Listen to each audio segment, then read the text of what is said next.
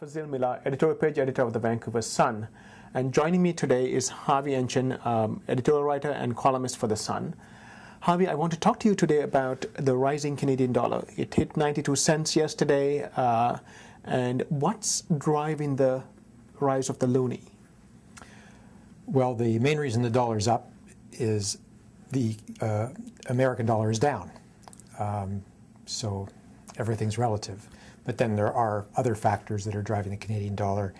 Oil prices are pushing up towards $70 a barrel.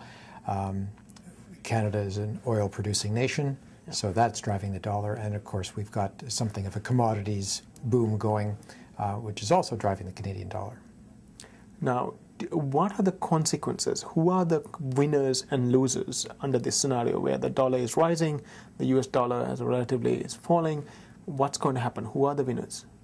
All right, well, any cross-border shopper will tell you that they're able to buy more, so that's a plus. The snowbirds will be able to see their dollar go further.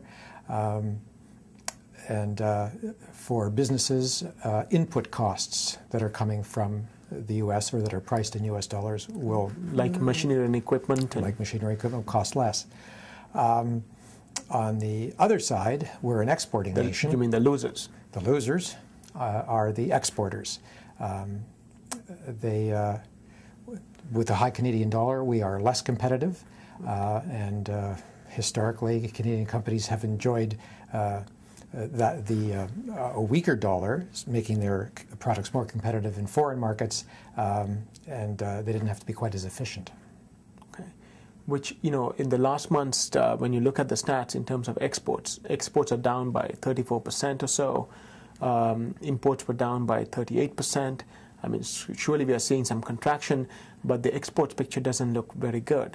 Well, this is the double whammy of the U.S. recession and a high dollar. So demand was already weak in the United States, and now our products are more expensive there than they were before.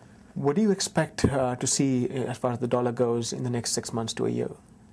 Anybody's guess? It is anybody's guess. It looks like it's going to take a while for the Americans to get their house in order. Huge deficits. That puts tremendous pressure on the American dollar. Until the American dollar starts to recover, Canada's dollar will be high by comparison. So there's nothing to indicate that our dollar will drop anytime soon. Is there anything that the Bank of Canada can do to do anything about the dollar, the level that the dollar is trading at?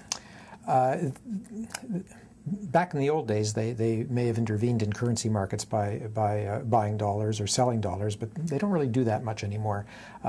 So the answer is no. They can tinker with interest rates, but with interest rates being as low as they are, and the economic conditions not really indicating a need for higher rates, it seems likely that they'll just leave it alone. Thank you.